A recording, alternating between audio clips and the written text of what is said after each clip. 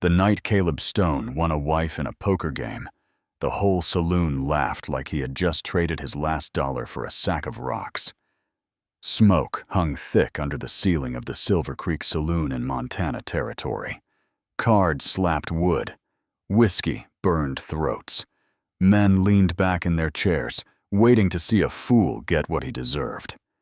And when Caleb pushed his final bet into the middle of the table, nobody believed he understood what he was doing. Across from him sat a drifter named Garrett, mean eyes and a crooked smile. He had no money left, no cattle, no horse worth betting. So he wagered the only thing he claimed to own. "I've got a woman," he had said. They dragged her in like she was nothing. Dirt on her face, dress torn, hands tied with loose rope. She kept her eyes on the floor. Some men laughed, and others stared like she was livestock at auction.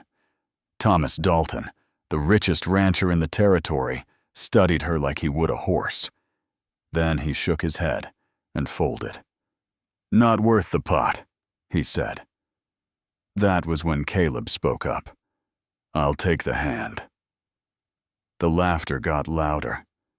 Caleb Stone was 45 years old, broad shoulders worn down by 7 hard winters, a mountain man who had buried his wife and newborn son under a cottonwood tree behind his cabin. For 7 years, he had fought stubborn Montana soil and loneliness that felt heavier than snow. He was not a gambler, but that night, he played. Garrett dealt. Cards turned. The room leaned forward. When the last card hit the table, Caleb had a pair of kings. Garrett had 10s. It was over. Men clapped each other on the back. "Worst bargain in Montana!" someone shouted. Caleb stood slowly. "Untie her." Garrett cut the rope and left with curses under his breath. Caleb looked at the woman for the first time. Her face was thin, but strong. Her eyes, when they finally lifted, were not broken, just tired. "What's your name?" he asked. She hesitated. "Does it matter?" "It matters to me." "Eleanor." He nodded. "I'm Caleb Stone. I've got a homestead in the mountains. It's honest work. You'll be safe there. That's all I'm offering." Safe. She searched his face for cruelty. She did not find it. They rode into the cold Montana night, while the saloon behind them roared with jokes about the fool mountain man and his worthless prize. Caleb's cabin sat at the edge of rocky land that had barely kept him alive for 7 years, 160 acres of soil that fought every seed, and the mountains rose behind it like judges. Snow still clung to their peaks, though it was late April. Inside, the cabin was clean but hollow. A fireplace, a table, a bookshelf, a small room once meant for a child who never lived. "You can sleep there," Caleb said quietly. "I'll stay out here." She stepped inside without another word. That night, Caleb sat alone at his table. He wondered if he had just invited trouble into his life. He wondered if loneliness had finally made him foolish. He did not know that the woman sleeping in his spare room carried knowledge that could change everything. Before dawn, Caleb rose to light the fire. He boiled coffee and stepped to the window. And he froze. Eleanor was outside. She was kneeling in his frozen field. Hands pressed deep into the dirt. For a moment he thought she had lost her mind. Now he grabbed his coat and walked toward her. Frost cracked under his boots. She did not look up at first. Her fingers moved slowly through the soil, feeling it, lifting it, letting it fall. "I'm sorry," she said quickly when she noticed him. "I should have asked." "For what?" "For examining your soil." He blinked. "Examining?" She brushed dirt from her palms. "Your land is alkaline. That's why wheat fails. But underneath, the mineral content is strong. The clay holds moisture better than you realize.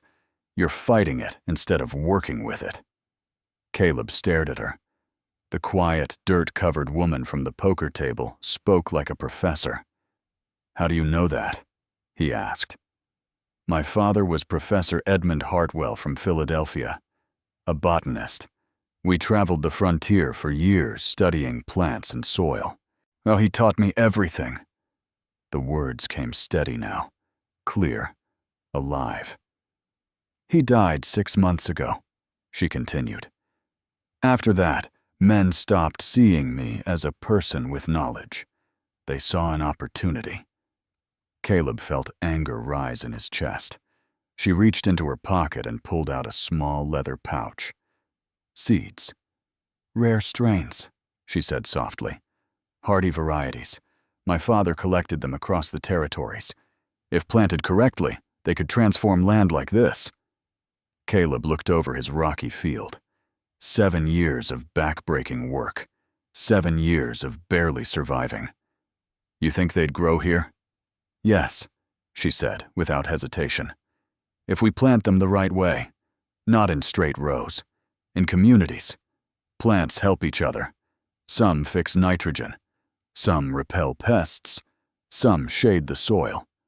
She looked at him carefully. If you'll let me." Caleb thought of the laughter in the saloon, of the word worthless. He thought of the graves behind his cabin, of all the Sundays he had stood there, asking for strength. "This is your home now," he said. "If you believe this land can live, then we start today." For the first time since he met her, Eleanor smiled. And that morning, as the sun rose over the Montana mountains, the so-called worthless woman began planting something that would change both their lives forever. By midsummer, the men who had laughed in the Silver Creek Saloon were no longer laughing. They were riding up Caleb Stone's mountain road with wide eyes and empty wagons, hoping to understand what had happened. The land that had once looked tired and stubborn now rolled green and full of life. Beans climbed tall poles beside corn. The squash leaves spread wide across the ground, holding in moisture. Bright marigolds bordered every bed, their orange heads glowing in the Montana sun. The soil itself looked darker, richer, alive. Caleb stood beside Eleanor as settlers walked through the fields in disbelief. "This was rock and dust last year," Mr. Polson muttered, pulling a carrot from the earth. It was thick and straight, and sweeter than anything he had tasted. "How did you do this?" Eleanor did not boast. She knelt in the soil the same way she had that first morning, and explained in simple words. She showed them how certain roots feed the ground, how different plants protect each other, how compost turns waste into strength. She spoke with quiet confidence, and the men listened. Caleb watched her with pride swelling in his chest. And the woman they had called worthless was now teaching half the territory how to survive. When harvest came, it shocked everyone. Caleb loaded wagon after wagon with produce, potatoes twice the usual size, beans hanging heavy, squash thick and golden. Word spread fast through Montana territory. Families rode for miles to ask for advice. Eleanor never turned anyone away. She shared seeds. She shared knowledge. She shared hope. But success draws attention, and attention from powerful men can be dangerous. One evening, as the sun dipped behind the mountains, Mr. Polson rode hard up the path. His horse was sweating. "Dalton's been asking about her," he said, barely catching his breath. "About Eleanor. About her father. He's been sending telegrams east. He's digging." Caleb felt the air tighten. But Thomas Dalton had not laughed when Caleb won that poker hand. He had watched, calculated. "What does he want?" Caleb asked. What he always wants, Polson replied. Control. The next week, a letter arrived in town. Thomas Dalton was offering Eleanor a position on his massive ranch as an agricultural consultant. Large salary, proper arrangements, respectable employment. Eleanor folded the letter carefully and handed it to Caleb. I already refused him, she said quietly. Caleb nodded. Good. But Dalton did not accept refusal. Rumors began to spread, whispers that Eleanor had once belonged to someone else, that her presence at Caleb's cabin was improper, that her knowledge should be used for the good of the territory under better supervision. One crisp October morning, a carriage rolled into the settlement. Judge Blackwood had arrived from the territorial capital. By noon, the entire town gathered in the meeting hall. Caleb and Eleanor entered hand in hand. Dalton stood beside the judge, dressed in fine clothes, face calm as ever. Mr. and Mrs. Stone, the judge began. There are legal questions concerning your marriage and Mrs. Stone's status. Our marriage is legal, Caleb said firmly. Dalton stepped forward smoothly. Your Honor, I have documents showing that the woman known as Eleanor Hartwell was legally purchased by me before Mr. Stone won her in a poker game. Gasps filled the hall. Eleanor's fingers tightened around Caleb's hand. Dalton produced papers, a bill of sale, witness signatures, notary stamp. Forgery, Eleanor said clearly. I was never sold to him. Dalton's voice remained calm. According to these records, I purchased her services. Mr. Stone later acquired property that was already mine. I am not property, Eleanor said, her voice ringing through the room. I am the daughter of Professor Edmund Hartwell of Philadelphia, a free citizen. She laid her father's documents on the table. His will, newspaper clippings, his academic medal. Judge Blackwood studied them carefully.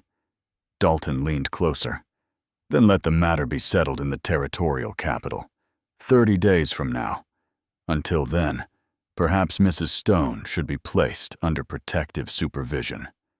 The word protective felt like a threat. The hall erupted. Mrs. Henderson stood. That woman has done more for this settlement in 6 months than Dalton has done in years. She chose her husband. Other voices joined her. Farmers Dalton had pressured in the past began murmuring, but the judge raised his hand. The hearing will take place in 30 days at the Capitol. Until then, Mrs. Stone remains with her husband. 30 days. Outside the hall, Eleanor stood very still. He won't stop, she whispered. Caleb turned toward her. Then we make sure he can't take you. That night, beneath a sky full of cold stars, Caleb made a decision. Marry me properly, he said. Not just before witnesses in town. Tonight, in Silver Creek. Legal and binding beyond question. Eleanor looked at him. Are you certain? I lost my wife once, he said softly. I will not lose you. They rode through the dark to Silver Creek. A justice of the peace married them in his parlor with his wife as witness. No flowers, no music, just vows spoken clearly and without fear. When Caleb slipped a simple gold band onto Eleanor's finger, and her eyes filled with tears. Thank you, she whispered. For what? For seeing me. They rode home under the stars as husband and wife. But even as they crossed their threshold, Dalton was already planning his next move, and the 30 days were ticking away. The morning of the hearing came cold and sharp. Caleb and Eleanor rode down from the mountain before sunrise. Frost clung to the fields that had once been barren and now stood strong because of her hands. Caleb looked at the land as they left and made a silent promise. No matter what happens today, I will not lose her. The settlement hall was already crowded when they arrived. Farmers filled the benches.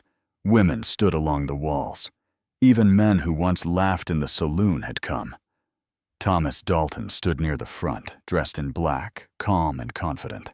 Well, he looked like a man who believed the world already belonged to him.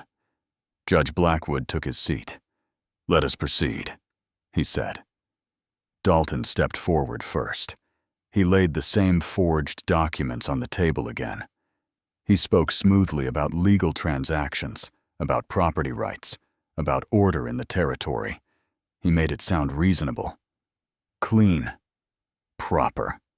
Caleb felt anger rise in his chest, but he stayed silent. Then Eleanor stood. She did not shake. "I was kidnapped," she said clearly. "My father had just died. We were alone in the wilderness. 3 men attacked our camp. They stole everything. They dragged me away." Murmurs filled the room. "I never signed a contract. I never agreed to work for anyone. What these men did was a crime. And what Thomas Dalton is trying to do now is the same crime dressed in paperwork." The judge examined the documents again. Before he could speak, the doors of the hall opened. Every head turned. A tall man in a federal marshal's coat stepped inside. 2 deputies followed him. "Marshal Clayton," someone whispered. The marshal walked straight to the front. "I apologize for the interruption, Your Honor," he said calmly. "But this matter has expanded beyond a simple property dispute." Dalton's face tightened for the first time. Marshal Clayton placed new papers on the table. "We have evidence that these documents were forged. Ink analysis does not match the stated dates. The notary who signed them was hired by Mr. Dalton weeks before the supposed transaction. We also have testimony from 2 families who lost land under similar paperwork." The room grew silent. Dalton tried to speak. "This is absurd." The marshal cut him off. "Furthermore, we have sworn statements that Mr. Dalton paid Garrett to leave the territory immediately after the poker game." Gasps broke out. Caleb felt Eleanor's hand grip his tightly. The marshal turned to Dalton. "Thomas Dalton, you are under arrest for fraud, forgery, and conspiracy." Dalton's calm mask cracked. "You can't do this," he snapped. "I built this territory." "You stole from it," the marshal replied. Deputies stepped forward and placed irons on Dalton's wrists. But Dalton was not finished. As they led him toward the door, he twisted suddenly and pulled a small pistol from inside his coat. The shot rang out like thunder. Caleb moved without thinking. He stepped in front of Eleanor. The bullet tore through his shoulder and sent him crashing to the floor. Screams filled the hall. Deputies tackled Dalton before he could fire again. The pistol clattered across the wooden floor. Eleanor dropped beside Caleb, her hands already pressing against the wound. "Stay with me," she whispered, her voice steady, though her eyes were wide with fear. "I'm here," he managed. Through clenched teeth. The doctor's office was only a few buildings away. Caleb was carried there, while Eleanor walked beside him, refusing to leave his side. The wound was painful, but not fatal. The bullet had missed bone. When the doctor finished bandaging him, Caleb looked at Eleanor. "I told you," he said softly. "I won't lose you." Tears slid down her face. "Oh, you took a bullet for me. I'd do it again." Back at the hall, Judge Blackwood addressed the crowd. "The marriage between Caleb Stone and Eleanor Hartwell Stone is fully legal and recognized. The claims brought by Thomas Dalton are fraudulent and void." The hall erupted in applause. But it was not just their marriage that had been saved. Over the next weeks, the investigation uncovered the full truth. Dalton had forged documents for years.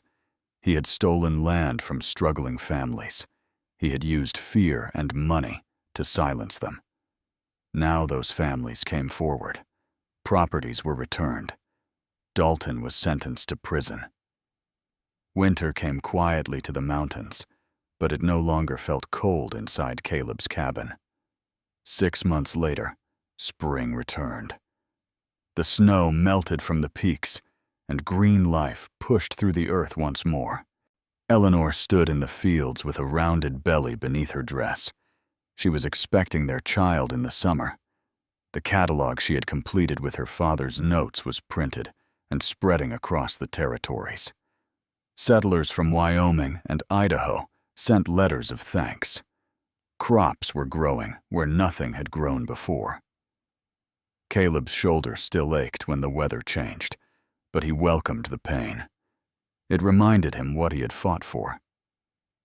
One evening, they stood together in the same field where she had knelt that first morning. "Do you remember when they called me worthless?" Eleanor asked softly. Caleb smiled. "They said I'd made the worst bargain in Montana." She looked up at him. "And what do you think now?" He placed his hand over hers, resting on her belly. "I think I won the greatest blessing of my life." The mountains stood tall behind them. The fields stretched green before them. Inside the cabin, a crib waited by the window. A drunken poker hand had brought them together. Kindness had kept them together. And love had made something strong out of what the world had called worthless. As the stars filled the Montana sky, Caleb held Eleanor close. They had land that flourished, a child on the way, a community that stood with them, and a future built not on power or fear, but on respect, partnership, and courage. Sometimes the world laughs at what it does not understand, but sometimes the thing everyone calls worthless turns out to be priceless.